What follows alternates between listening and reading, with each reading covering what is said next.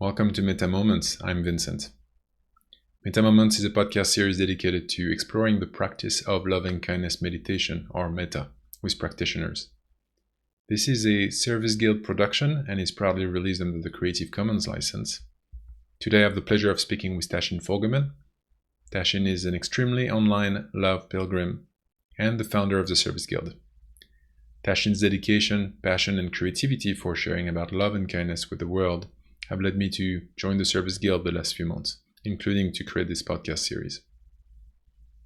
The video version of this conversation was recorded in low quality, so make sure to follow for more conversations, including higher quality videos. For now, I leave you with this conversation with Tasshin Fogleman, the Love Pilgrim, about his insights and experiences with love and kindness meditation. Let's dive into this Metta moment together. Hi, Tasshin. Hi, Vincent. Thanks for having me, friend. Yeah, I'm so glad. Welcome to the podcast. First one, right? Yeah, first one. Let's go. I don't even have a name for the podcast yet. I'm going to create an introduction, just before this. Oh, I'm so excited to have you here with me. And I know especially, just as we've been collaborating together, with the Love Department and the Service Guild, I've gotten to know you a little bit more. I've been very inspired by all the content that you put out there around the love and kindness and Brahmivaras and and especially helping people feel love and kindness. So thank you so much for being here. my pleasure. Yeah, it's been a joy to work with you, and I'm excited to have this conversation. Wonderful. Well, I thought we could get started by maybe having you introduce yourself in whichever way feels good for listeners and viewers.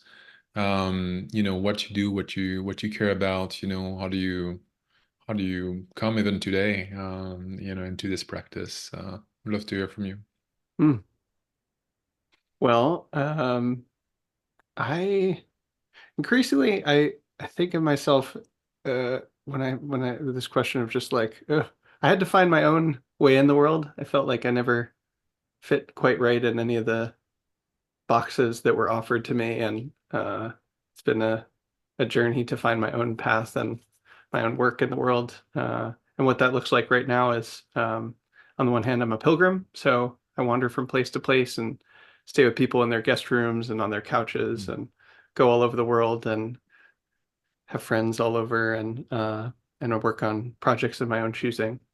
And then yeah, I'm also the guild master of the Service Guild, which you're also a member of in the Love Department. And we have three different departments or areas or themes of work that we do: love, curiosity, and empowerment. And those are all themes of fun service projects that I've enjoyed working on and have felt like part of my life's work, that I've found collaborators such as yourself to um, work on projects related to those themes with. And so, in the context of our conversation, love is about loving kindness meditation and the Brahma Viharas and a style of practice associated with those that we call love, and spreading that technique, helping people to learn to practice it, and creating like guided meditations and other resources related to it, and also things that inspire people to practice it, like Metta dance parties and music videos and art and all kinds of stuff. So yeah, that's the Love Department, and people can learn more about the Service Guild and the other departments on our website, which is serviceguild.fun. Yeah, definitely. We'll put some links in the show notes for the Service Guild and some of the contents that you've put out on your website, which is amazing. I wonder if you could, talk a little bit more about how this pilgrimage, came to you. I know you've shared extensively about this in your own podcast and on your website, but it would be really good to sort of frame a little bit the discussion we have about Mm. love, kindness, Brahmivaras. hmm Well, there's a few different factors. I trained at a monastery, the monastic academy, for a lot of my 20s, and there I encountered the teachings of Peace Pilgrim, who's one of my big heroes, and she did a walking pilgrimage Mm. for the last decades of her life, and she was walking for peace. She said that a pilgrim is a wanderer with a purpose.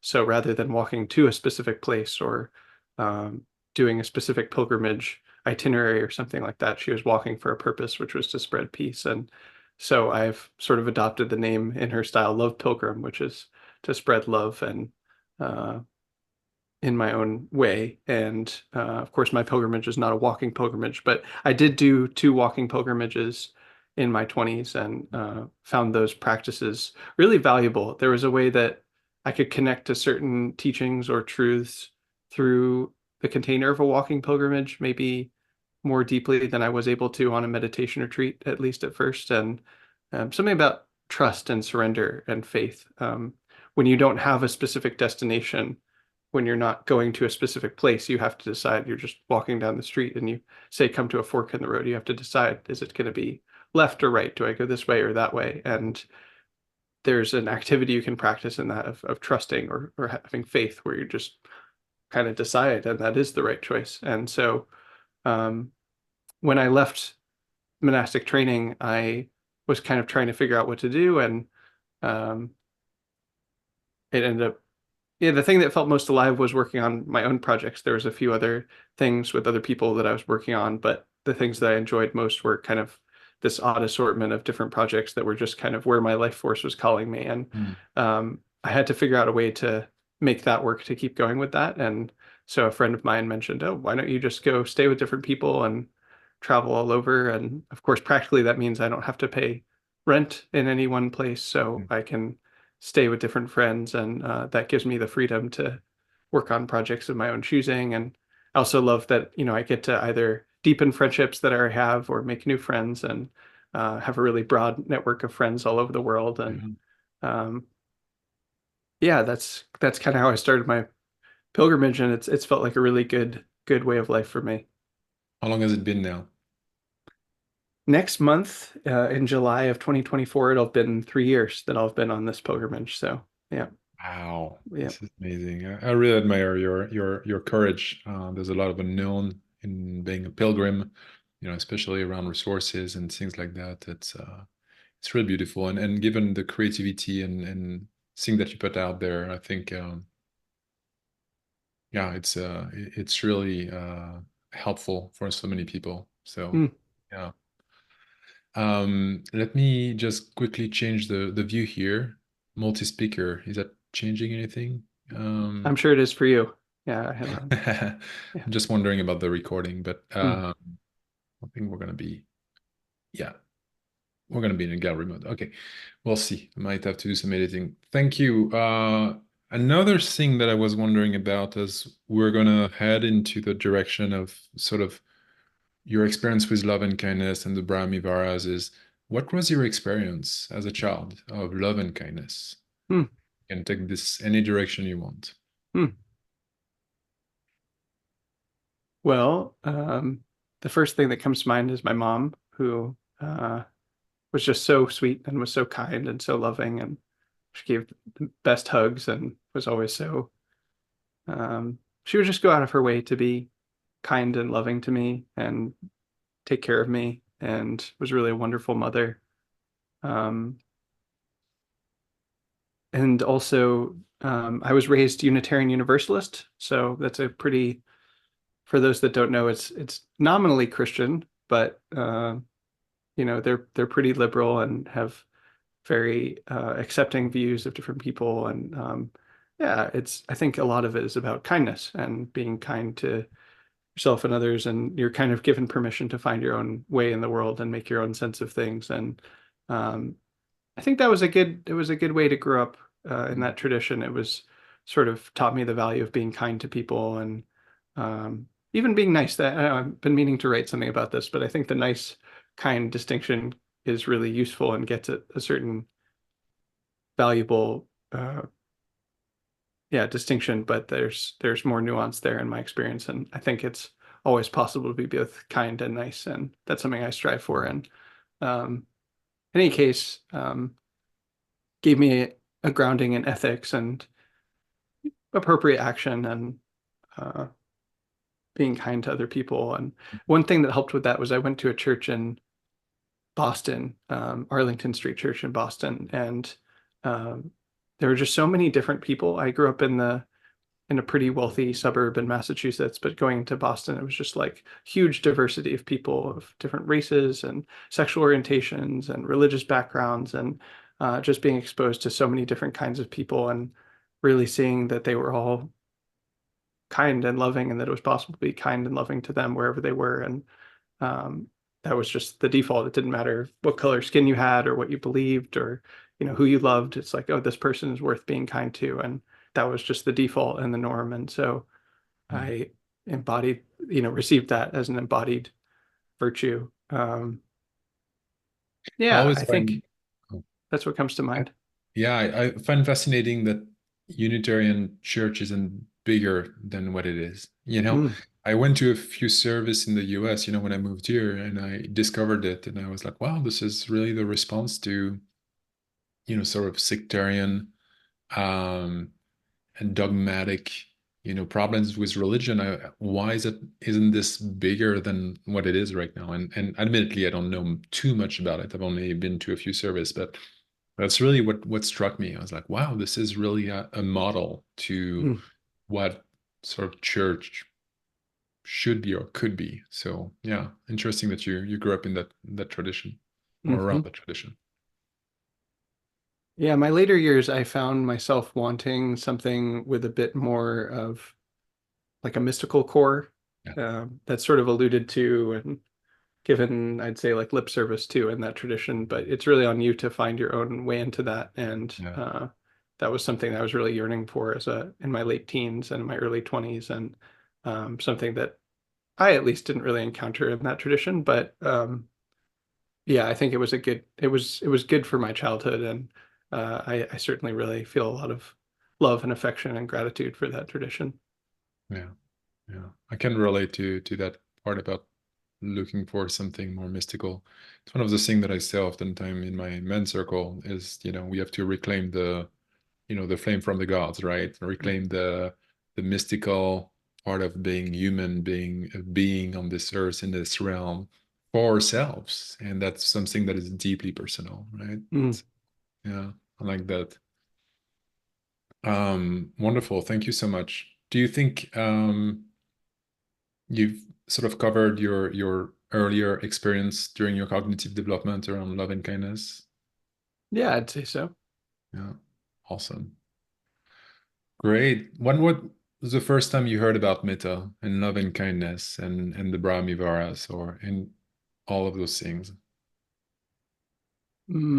I know I read Sharon Salzberg's book on Metta sometime when I was in college, and I know that one or two of the anecdotes stuck around and made a big difference to me, but I was also not necessarily inspired to take up the practice at that time of Metta.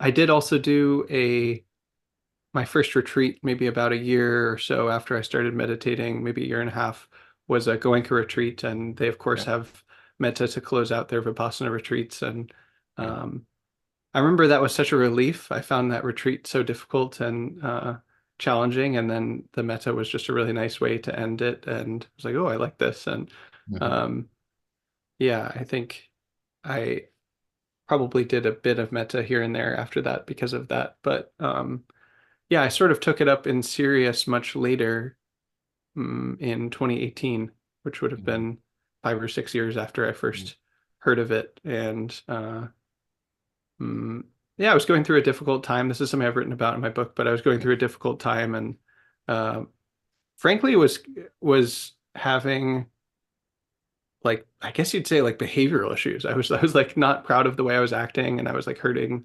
myself and hurting other people just Mhm. from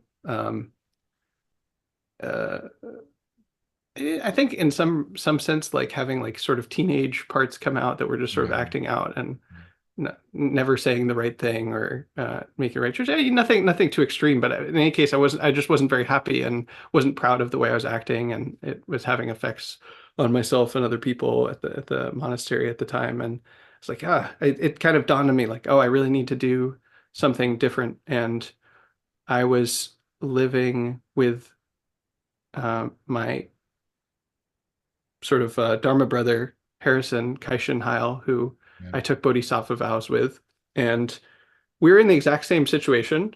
we were both trying to start this monastery together in California for the monastic academy, and we're like living together. And he was just much happier than I was. He was like, Yeah. yeah, this it was just as hard for him, but he just had a higher level of baseline happiness. And I was like, huh, why is he so happy and I'm not? And I'm frustrated and angry all the time and confused. And I was like, oh, well, he's done a lot of metta practice. I knew about that. He was always doing it and would talk about it. And I was like, well, nothing to lose. I could give it a try. So I sort of made an internal promise to myself, which was something like sometimes when you have this kind of a vow or intention, it it has a real clarity to it, even if you can't put it into words. So I don't think I put it into words at the time, but there was an internal vow that was something like, I will practice this. I will make this my main practice, my main technique until really, I think the phrase in my head was like, until I'm different. And what that meant was not that I needed to like fundamentally change or something, but that my baseline level of happiness was higher and that I was proud of the way I was acting and proud of Yeah. the actions I was taking and the way I was living. And so for 2 or 3 months, I made Metta my main practice. And yeah, that was when I got started, was back in 2018, and it's been a big, uh, really a feature of my practice since then for, I suppose, 6 years or so. Yeah. Awesome. Thank you. Yeah, I love your podcast with Harrison, and Hmm. also his picture in your book is really telling, or on your website. Just You can just see it on his face, and if you meet him, I would always watch this. I say this in my book as well, but since I lived with him, we would go Mm. out and do errands or something, and we'd be like at a grocery store or something, and the clerks at the grocery store, even though they knew nothing about him, knew nothing about metta practice, would just be like, you could tell they were really affected by his presence and that they're Uh, much happier around him than other people. And it's really, um, he has that effect on people, and it's not sort of like engineered. He just is that way. He's very happy and very loving, and that metta definitely has those effects, and he's living proof of that for sure. yeah, Yeah. yeah, yeah. That's awesome.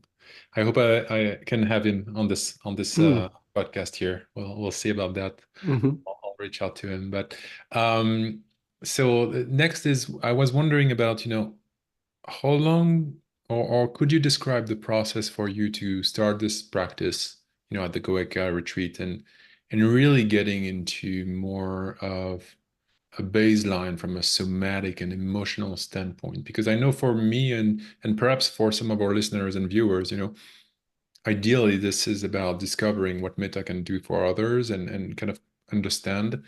I wonder how it progressed for you, how fast was it, how did it work?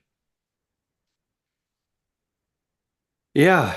Um, it was frustrating at first and sort of not easy. And Mm. my frustration with the way I started practice has been a source of inspiration for why I share it now, because I think the technique, it really isn't that complicated. And Yeah. yet the instructions I received were not that great. And Oh, I remember at that time, I would just repeatedly say, may I be safe and healthy. May I be free from ill will. May I be full of loving kindness. May I be truly happy. And then I would say it about someone else and sort of do that progression of mhm. self and then close friend and then whatever. But you could kind of hear it in my voice at the time. It was just like, may I be safe and healthy. It's just May I very be free. mechanical, Very right? mechanical, very dry. And, there are worse things that you could do. I do think that will have positive effects over time, but uh, even the construction like may I is sort of a formalism. It's like Yeah, yeah, not how we conventionally speak in English these days. And so even if you're using phrases, there's more resonant phrases. Just like I love you, for example, yeah. is a good one. Like I can't say that without the kind of uh, meta flavor. And of course, I really love those phrases I started with now, and I'll use them, but it's because I've learned the skill of connecting to the heart. And yeah, I think it took a couple of months to kind of get the hang of it. And I remember it was very dry and boring, and like I'd get distracted really easily because I was just saying these dry, non-resonant phrases over and over again. And as I say, I do think that can have positive effects, and it's not a complete waste of time, but it Mhm. doesn't. You don't have to spend a couple of months dryly repeating the same phrases. So eventually I kind of found phrases and a style of practice and images that did sort of have that resonance for me. And then I think it still took a while after that to get to um, what I would say is like an ease in feeling that love in the body. At this time, it's pretty easy to just bring up a sense of love in the body and in the heart. And that still took a while, but certainly it took just a month or two to kind of find my own Mm. phrases that were more resonant or my own images and that sort of thing. Mm.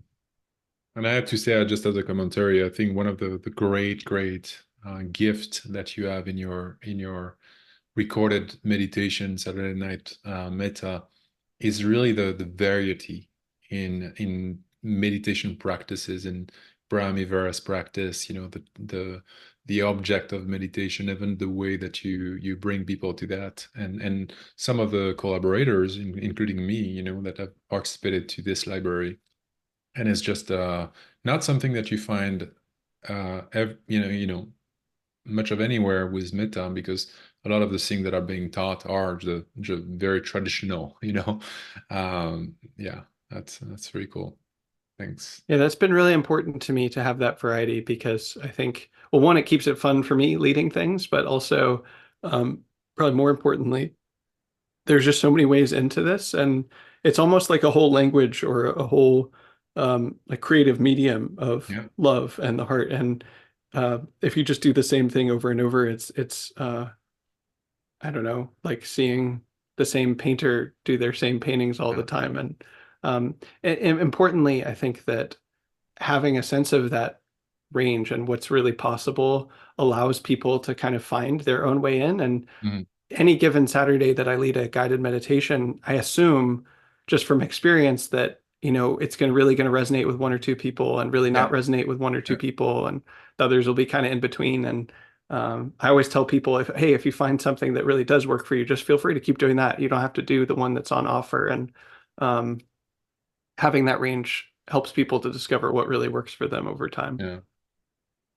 And I wonder what you think about it. What I'm thinking is, sometimes it can be beneficial to use same formulation, in my experience, in the sense that it's almost like the phrase has become its own magical mantra, where it automatically like triggers a reaction in your body, in your emotions, and that's beautiful. And then on the other end of that is, I've done it for 2, 3 months now, and I've gotten so used to to this practice that I don't have the intention anymore really linked to that. So it becomes overly mechanical again, right? Mm. And so you have to really find that a little bit of that tension between the two. Do you have any thoughts about this? Well, that certainly points to how I think an element of discernment is useful, and Yeah. really paying attention to your experience and what's resonant for you and what's not, and what's working and what's not. And um, so often we have this like question and answer period after the guided meditations, and people will be like, "Well, I had this experience, and then I made this choice to do it this way." I'm like, "That is the perfect thing. You Uh-huh. know exactly what you need." And repetition itself, there's nothing wrong with repetition and saying the same phrase over and over again, especially if it's one that's really resonant for you and that's alive for you and that you like and enjoy. That's perfectly fine, and really can crystallize into this foundation of love that you can tap into quite easily, as you were sort of describing. And that's wonderful. That's an asset. What is less desirable is having that repetition sort of mechanically, where you're Yeah. just, saying words just for its own sake. I don't think that effort is wasted either. I do think that has positive effects in my experience, but you're going to get a lot more mileage in my experience out of something that's actually calling to your heart. And it's like, Yeah. oh, I resonate with this. Yeah. Thanks. Hmm. Um, what has been the impact this practice has had on your life? I mean, obviously, you might, to me, look like someone who it has had a huge impact on your life because of your pilgrimage and everything that you're putting out there. But would love to hear from you, what changed for you? Mm-hmm. Well,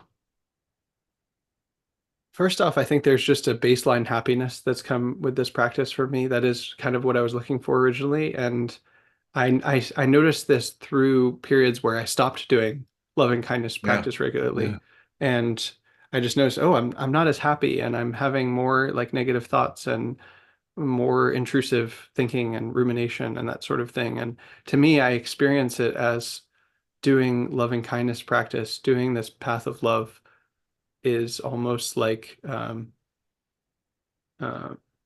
like a protective element of the mind and protects me from negative thoughts or negative feelings and makes my baseline happier and helps me to have goodwill towards others as well, even if someone I find difficult or frustrating or I'm having a difficult interpersonal interaction, I can maintain that goodwill towards them, and all of that contributes to a state of mind that's much happier by default. And yeah, I've struggled with depression and anxiety and things like that, like a lot of folks. And so just having that as a very healthy, natural, free, uh, contributing factor for, good mental health has been of great benefit to me.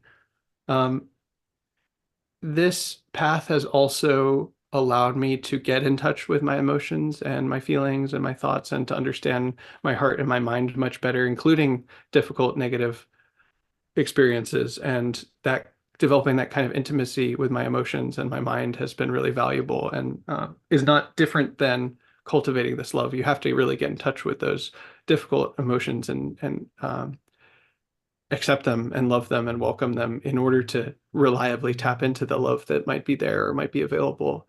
That's been really important. Um, yeah, I think it overall contributes to,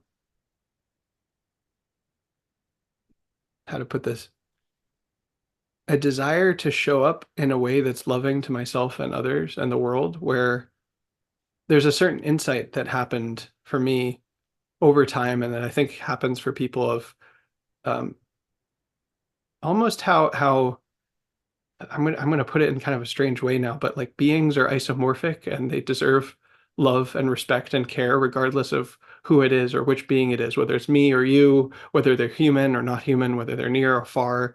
You see, oh, this one being, whoever it is, maybe it's yourself, maybe it's a friend, maybe it's a close loved one. They deserve the best in the world. They deserve to be happy. They're worthy of happiness. I want them to be free from suffering. It's not deserve in a sense of like legal rights or something like right. that, but that they're worthy of it. And it would be good if they were free of suffering. It would be good if they're happy. You see that directly, and then that it's almost like a virus, but a good virus. It spreads in the mind so that you feel that way towards more and more beings, towards all beings. And with that attitude, it, there's it motivates action, where it's no longer just about perceiving in loving ways, but acting in loving ways. And so it's been a very clean fuel for me to show up in my life in a loving way. Yeah, absolutely. I love what you're saying here because I think I have had the same insight. I've struggled a lot with content and and anger in the past or things like that. But I think what meta practice has shown me is that at the very base level, this can only improve outcomes, right? And regardless of this is not a reward, you're not, rewarding yourself by practicing love and kindness. You're just conditioning yourself to have better outcomes in your life, and it will work the same way for everyone. Does this resonate with what you're saying?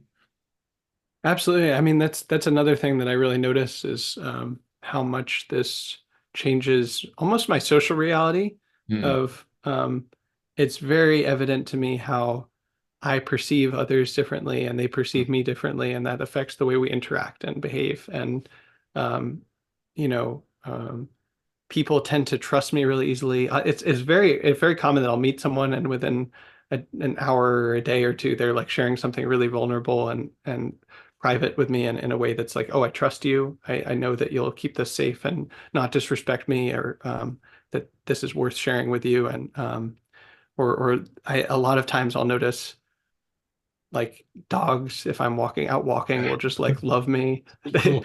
they love me, and even cats and of course like babies or other people. And there's a sense of warmth and trust where people can kind of feel, oh, this is someone who is not going to try to hurt me, who's going to care about me and treat me well, and they feel safe around you. And that manifests in a lot of different ways, but it's become increasingly obvious over the years that people who are tuned into their heart and to their body can feel that sense of safety. Yeah. Real talk about vibration. Yeah. Yeah. I wonder about, let's expand a little bit here. We talked about something that you've experienced and experienced in a relationship with other people.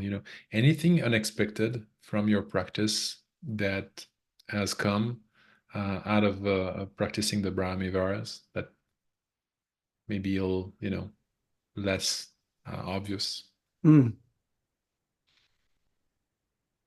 Well, two things come to mind. One is a sort of a shadow side or downside, perhaps, of what I was just sharing. Is at least it's been my experience that people will sort of fall in love pretty easily with me for doing this practice a lot. That's just my experience of it. I could be wrong, but it seems like um, certainly when I was a teenager and I was sort of awkward in my head, people weren't falling in love with me left and right. And it's not that extreme now, but it's pretty noticeable. And that can get confusing sometimes of like, oh, what's wanting here? What is romantic love or what's friendship or what's Mm. the right thing? And that I think is very circumstantial. And I've had to sort of feel out in each situation what's right. And that I think my teenage self would have been like, "Oh, that sounds great. That's good." But Uh-huh. in practice, it can be a little messy. Um, but let's see, another one. This is just how I see it. I'm sure other people will see it differently, but my experience has really been that our hearts, by which I mean our emotional heart center and our energetic heart center and our state of mind, as is I would say connected across space and time.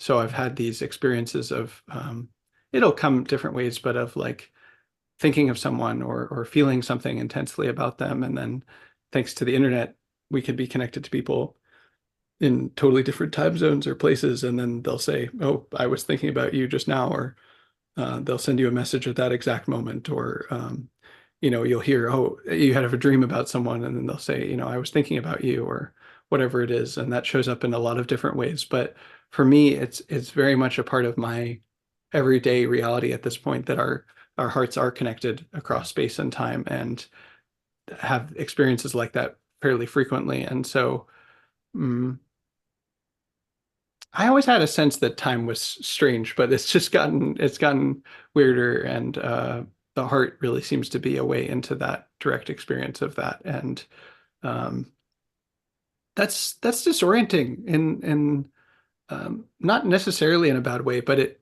I don't even know how they teach you this, but I at least was brought up in this very like material worldview of like time is linear and this happens before that. And, if I'm in this room, I'm not connected to someone who's in a totally different country or something like that. It's Mm. separate. And when your felt direct phenomenological experience is contrary to that, you kind of have to ask some questions like, well, what even is reality and who am I and who is this other person? And I've quite enjoyed that process. It's been fun, but um, uh, it sort of shakes up one sense of what's real and what's true and how you even know that sort of thing. And um, yeah.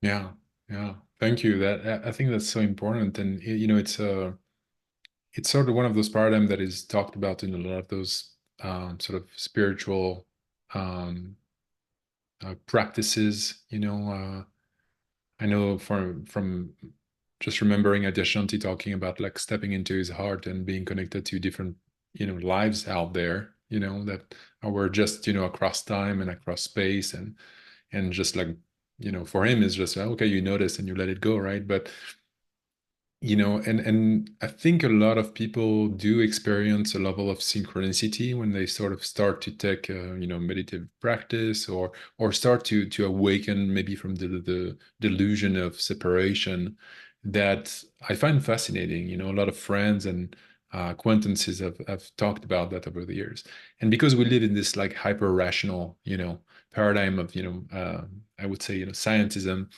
it's been difficult to talk about, right? Maybe more so than before, right? When people were more connected to, I don't know, religion or something like that. So um, yeah, we should all talk more about this. I love it. Real talk about magic. Yeah, thanks. So the first point that you brought up was about, okay, the shadow aspect of this is you need to really have a good understanding of your boundaries, Mm. right? And to really honor what is real for you, and not necessarily be attracted to um, the surface level, shine that comes from being this practice. Do you think this also applies to, there's sort of agreeableness in sort of people talking about metta and, loving everyone and everything like that? Do you think there's a shadow aspect there as well that exists? Hmm. Hmm. Well, in some ways, this sort of thing has become pretty clear to me, at least for me, day to day and over the years, where it's like um, love and respect everyone, be kind towards everyone.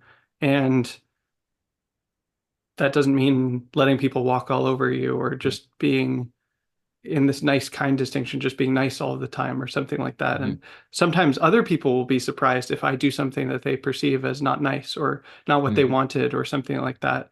But to me, that's not, it's very apparent that that's not an actual conflict. Yeah. It's, do you have an attitude of goodwill towards both self and other?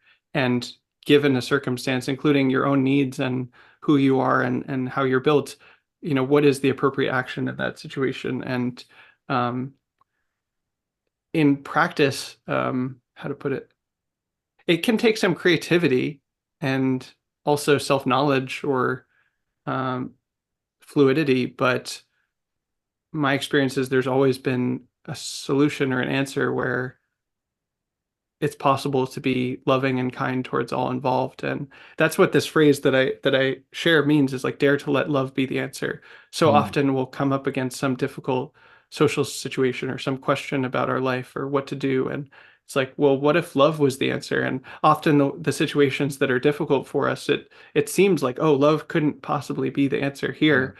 But then if you just ask or just sit with it or explore, there is a way to be loving towards all involved. And that could mean having boundaries or doing something that's uncomfortable for someone else or something like that, but Mm. never something unkind or cruel or hurtful. Just uh, having that clarity, and when you find that clarity, it's unmistakable. It's like, oh, this is the way to be loving to myself and this other person in this Mm. circumstance, and you see from that clarity, oh, there's no conflict with that. It might be uncomfortable, it might be unpleasant, you might not like it, but it is the kindness that you can summon for self and other. Oh, that's wonderful. Thank you for sharing. And I love their love to be the answer. It's definitely stuck with me when I think you wrote about it and then you also created art about it. And yeah, definitely one of those things that just like, okay, that's transmitted. Mm. Beautiful. Wonderful. Uh, I wonder if there's anything that you could share about like what is unique about your own practice. Obviously you share this practice with a lot of people, um, but I wonder if there's anything that you feel you want to share about something that could be unique to yours. Mm. Yeah, I'll share a few things. The first thing I'll say is how genuinely humbled I feel by this practice. Hmm. To me, as the years have gone on and I practice it more and more and I share it more and more, it becomes so obvious to me. This is the phrase that always comes to mind for me, that there's always more love. There's always Yeah. more love to feel, and there's always more love to express. There's infinite love that's available. And I am acutely aware of how my own love is finite and situational and the limits to it. And so I want to be more and more loving and cultivating that love and stepping towards that love. And also it's finite in comparison. It's limited. It's um so there's a humility in that of just being like, oh, there's more love, but it's also inspiring to just know, oh, there's so much more love, and that keeps me going and makes me want to cultivate even more love. And every step I take, oh, can I find even more love? Can I find new ways to express it? Can I find new ways to feel it? So um, that feels appropriate to share to start. Um, hmm. There's so many things I could say, but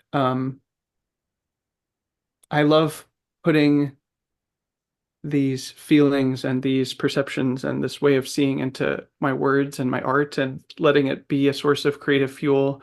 And I really weave that into a lot of my creative works, even ones that might not be so obvious how they fit. It's kind of clear how they fit. Like, I don't know, my novels or something. I can fit those in, and certainly my visual art and recently music and things like that.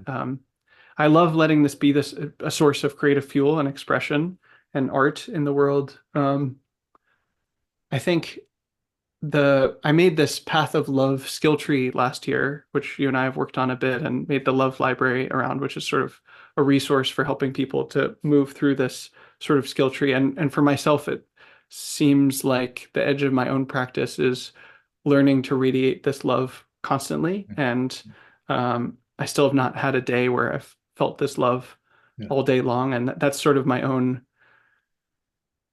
goal in my practice, is to have a day where I radiate love all day long, and hopefully have that be a step towards what I feel like sense should be possible, that you just sort of have this love automatically in your heart all day long. And that's something I work on. Um, I love something that I love to do. This is sort of coming back to the creative expression, but is like I'll take a piece of paper and write a lot of metta phrases or prayers or Mhm. wholesome intentions on this piece of paper, and then I'll like bury it somewhere. That's been really rewarding to do. I've done that a number of times, and um, I find in general that if I write longhand, whether on paper or on my iPad, that I can get into a state of creative flow and a really wholesome state through just writing longhand. And that certainly comes through with these sort of prayers that I offer. And um, something about that state is connected to the heart and the body and the whole awareness, and just feels very integrated. And it's a really beautiful place to express from, and it feels connected to whatever wisdom source I have that is fueling my life. It's like I can tap into it there, and to express from there, to find words from there are very wholesome. And then that um, I really experience that as shaping my reality going forward, of how I relate to myself and how I relate to others in my life. And that's been a really beautiful practice. Of course, I love to bring this into dance. That's why I Mhm. do these Metta dance parties. And um, there's a lot of kinetic energy in my body where I like want to move. And so to not sit still, but to bring the practice into motion has been really rewarding, because unlike certain meditation practices, this I think you can practice very fruitfully while moving or while being about and about. So I love to do it while I do errands, like I'll go grocery shopping a lot or go to a restaurant and just see people and send metta to them. Of course, there's also the laser beams. That was one of my early finds, is that sort of like Ball Z style, like shooting love lasers out of the heart. That tends to do it for me. So the last thing I'll mention is something I learned very early on, is that I find different people have different rhythms, where like some people like to stay very slow with one person for a long time and just really almost like have a slow, nice bath where they're just radiating love towards this one person. And sometimes I'll do that, but for me, it's very fast. And so it's like Oh, dance music is like 128 beats per minute, 120 beats per minute, sometimes faster. And it's like that's the speed that I like to do this at. So like, may this person be happy, may this person be happy, may this person be happy, and like cover a lot of different people oh, that's very so cool. quickly. Never thought So about that this way. Yeah, yeah, fast switching. Oh, I think my speed is a bit fast for other people. So when I do guidances, I have to make sure to accommodate other people and go at whatever speed. But I think that's worth noticing, what not only like how you like to practice it and who you want to send it to, or what style, but what the speed is that really feels comfortable for you, and to go at that speed, not faster or slower. But for me, a lot of times it's just like boom, boom, boom, boom, boom, boom, boom, boom. So yeah, I just know that about myself. that's awesome. Thanks for describing all of that. Hmm. Can you describe maybe your relationship with the other Brahmivaras? Hmm. We talk a lot about love and kindness, generally speaking, Metta. And I've one of the work that I'm doing is really trying to see how they can weave and work together.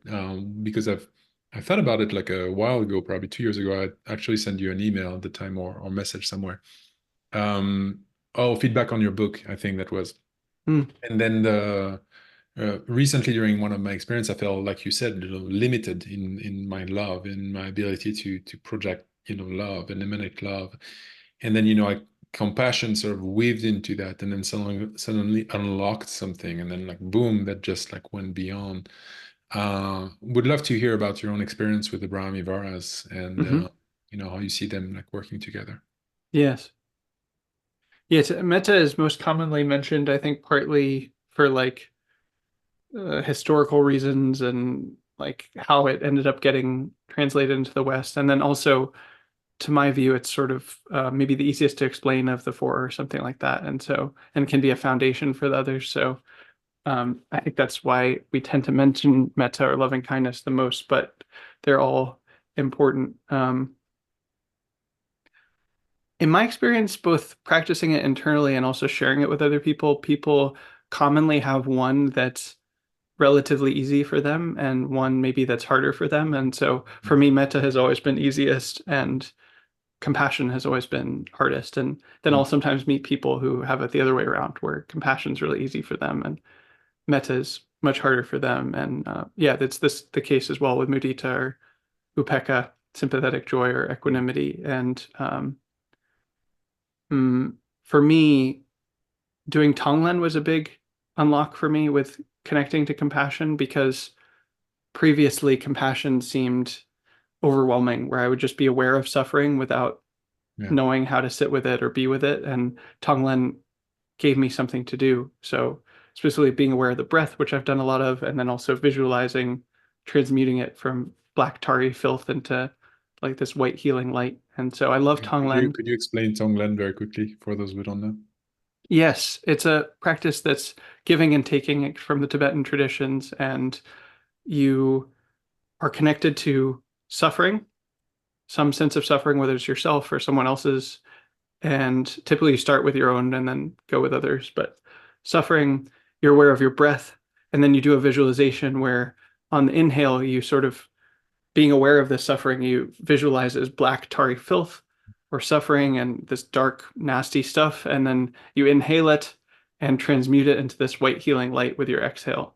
And so it's a little tricky because you're juggling both awareness of suffering and awareness of breathing and this visualization exercise. Mhm. But you can have just one of those components if it's a lot to juggle. And anyway, that technique literally gives you something to do when you or someone else is suffering. You just practice this. And um, that was sort of what was painful for me about connecting to compassion. It's like, I don't know what to do. I mean, there's immense suffering in oneself or others in the world. And when you really sit with that, there's a lot there. And that was Mhm. overwhelming for me. And I felt powerless. It was feelings of like powerlessness or helplessness or overwhelm. And Yeah.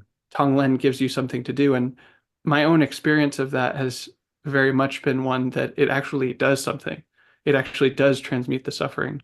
Yeah. Um, I've had a few experiences of this, but sometimes some of my friends are sort of fairly sensitive, and sometimes I'll do Tonglen around them or like with them, or and they can feel it. They're like, "Oh, what are you doing? Something just shifted." And I've had that experience a number of times, and in a variety of contexts. And so, yeah, big fan of Tonglen. And Mm. then, oh, sympathetic joy. That one's really lovely for me to practice, to just have friends who are having some wholesome experience, some positive experience in their life, and just to feel happy for them. And, um, for a while, actually, this was one of my practices. I still do this, but for a while, I had this practice of browsing Twitter, and a lot of posts that people make on Twitter or other social media platforms are just like, "Hey, I had this really good thing happen to me." And so then you practice mudita for them. You're like, "Oh, wow, I'm so happy for you. Congratulations." Or I had this really difficult thing happen. I like hurt my leg or had a breakup or whatever it is. And you just respond with compassion, like, "Oh, I'm so sorry for you." And that either way, that's really connecting and intimate and loving and cultivates those qualities of mudita and karuna, of sympathetic joy and compassion. So that was a practice I had for a while with those. And then equanimity, I mean, I first tasted this through other meditation Yeah, practices, but it even literally seems to have a taste, like the taste of equanimity, like yeah, a taste in the mouth. That's a phrase that I'd heard people say, and I was like, wait, I think you literally do taste it. And but you can also feel it in the body, and there's a sense of being with experience, whether it's some really intense pleasant experience or some really intense uncomfortable negative experience, and it just kind of being okay. You finding the sense of okayness yeah, and allowing what's there. And once you learn how to tap into that, you can cultivate it more and more. And so mm, we all have some amount of equanimity, and then you can kind of grow it like a muscle, and even be with some very difficult or uncomfortable experiences. And there's a kind of pleasure to it. This is why people have mm, like ascetic practices where they'll like, not eat very much, or have some intense pain that they're working with. And it's because if you can tap into the sense of equanimity, it's incredibly pleasant and healing. It's really healing to see, oh, even in this difficult experience, I'm okay. mm, And I had this experience last year of my mother, who I mentioned, she passed last year, and mm, uh, I really got to be up close and personal with her in that dying process. And there was a lot, I mean, I wasn't her, so I didn't go through it, but my sense from the outside was, of course, there was so much that was difficult about the dying process, but that like the moments of death themselves were a relief and a release, and even pleasant in a way. And we start to, I don't know, I mean, people will talk about meditation as practicing dying, that you're yeah, practicing dying. And I think tapping into this quality of equanimity gives you a sense of that, like, oh, this is what it would be like to die. I'm dying to this moment even. yeah, And that's freeing. And in the context of the heart, of these heart practices, having equanimity with these intense experiences of the heart, whether it's our own joy and happiness or love or connection, or someone else's suffering or our own suffering, those are all in the heart. They all live in the heart. And having that flavor of equanimity connected to those is so important for not letting us like be blown over by that yeah, that intensity. And so I think it's a really wholesome quality to cultivate alongside this goodwill towards others, and alongside this compassion and of course mm. sympathetic joy as well. Thank you so much for sharing all of that. I really love everything you shared about the Brahmaviharas right now, and sorry to hear about your mother. I didn't know actually, um, but I experienced a few peak experiences, especially in retreats, where really that sense of equanimity comes in, and it's quite extraordinary because it's really far removed from any dissociation, right? You're really intimate with the moment, you're really with it, and there's really something that balanced perception is just quite extraordinary. Yeah. Hmm. We're probably gonna arrive to closing. I would love to hear you share a bit about some of the activities that you've been involved with lately. But before we do that, is there anything that you would share with someone who's experiencing difficulty with the Brahmaviharas, who's Hmm. working on this practice, wants to make headways, is very curious about it, but is maybe experiencing some difficulties? Well, first off, that is really normal. A lot of people will have difficulties with it, and there are different flavors, of course, and different things that can come up that's often based on our life circumstances and also our beliefs about the world and who we are and who other people are. And um, but it's really normal to have difficulties. I think that oftentimes if it's sort of prohibitive, like it's really not pleasant, or you're crying a lot, or it just feels very intense to practice these thoughts or these feelings, then it's worth sort of steering away from it. And one, not forcing yourself to do it, and two, things like a lot of the modern contemporary psychotherapeutic modalities are really helpful. So working with a therapist or a coach on something like, focusing or internal family systems, or I'm a big fan of biomotive, or there's core transformation as well, and all these things. Those are really helpful for finding whatever sort of blocks or beliefs or memories might be present that are uh, making it difficult, and then you can sort of return to loving kindness after that and cultivate it. So definitely don't force it. Never force anything. I'm a big proponent of non-coercion and not forcing things. And, it'd be easy with something like loving kindness to be like, oh, I should just do it, or it's a good thing. But if it feels forcey, no, there's no need for it. And whatever objections or you have are sort of valid, or whatever blocks there are really need to be honored before you can really authentically find that love for yourself. So you can always just put a bookmark in it and come back. And yeah, I think that's the main thing I'd share. It's I don't know. There's love for all beings, and that's something we want to cultivate through this practice, but that doesn't mean this particular practice is for everybody at all times. So it's no problem if it's not the right time or just doesn't feel like your thing. Awesome. Thanks. Um, I would love for you to maybe say a few things about your activities, what you're excited about, some of the things that you're doing that are out there. And perhaps you could start by, and that's very self-serving. I would love to hear you talk more about Mettā, what it Mm. is, what are you creating there, and what are those Metta dance parties? Mm. Well, this, in my view, is something that's what I would call self-oriented, where it benefits you, but it does no harm to others. So, Mhm.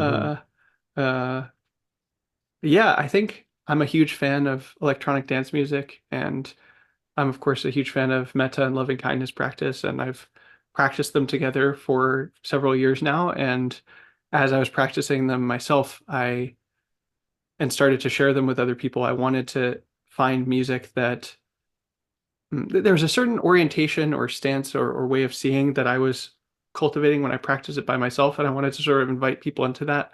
But it was difficult to find music that was really good for that intention, because I myself can have this way of seeing towards music, but um, I wanted it to be a bit easier and lower obstacles to be like, oh, this is how you have this view. So there's a lot of really good dance music out there, and there's a lot of music that's sort of like happy or loving, and there's a lot of music actually that talks about love, but oftentimes it's sort of romantic love specifically, which Mm. I'm a big fan of, Mm. but is not quite the same as these things that we're talking about. And so I wanted to find music that was sort of really good dance music for starters, that was sort of in general like happy or bright or inspiring, although with some exceptions. I mean, I do love the dark stuff as well.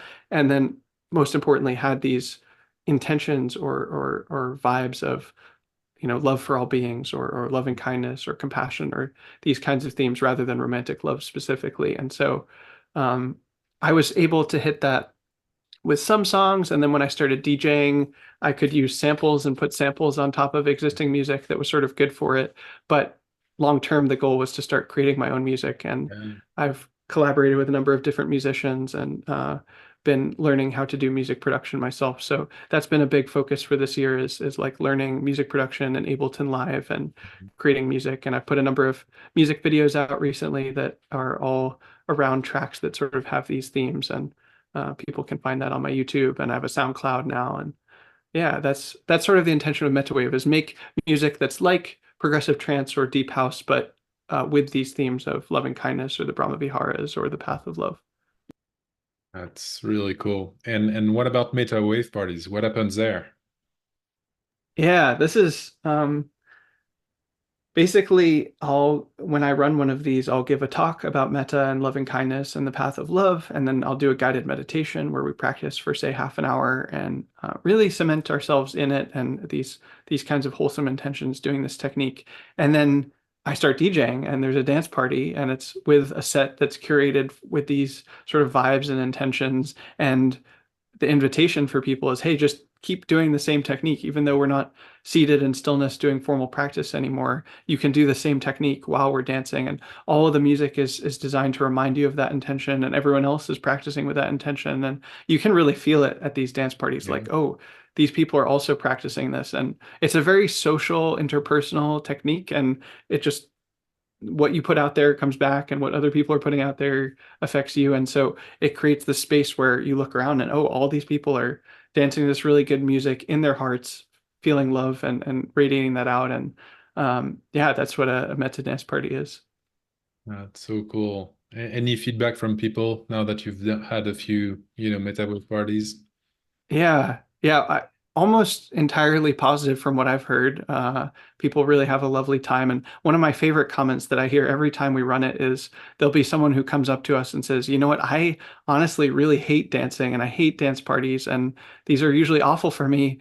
And this was the first time that I really enjoyed it. Or, this was the first time I really enjoyed dancing and I didn't feel like I had to get drunk or take some substance. They're sober events. We don't let people drink or do drugs at them. And they're like, I just didn't feel like I needed that because this intention, doing loving kindness in yourself, it gives this attitude of self-love that makes it easier to dance and be with yourself. But also, that other people are there, and people, in my experience, people are not judgmental or, like whatever the negative thoughts that might come up of like, oh, what do they think Yeah. about me or how do I look? People, that's just not the head or the heart space that people are in. And you can really feel that. So it does feel safe to just dance and enjoy yourself. And that's one of my favorite pieces of feedback to get is because dancing is so human and so we love it, and it's one of the ways that we remember as a species. I think that we're animals. It's like, oh, we have these bodies and Mhm. we're embodied, and we love music and we love dancing, and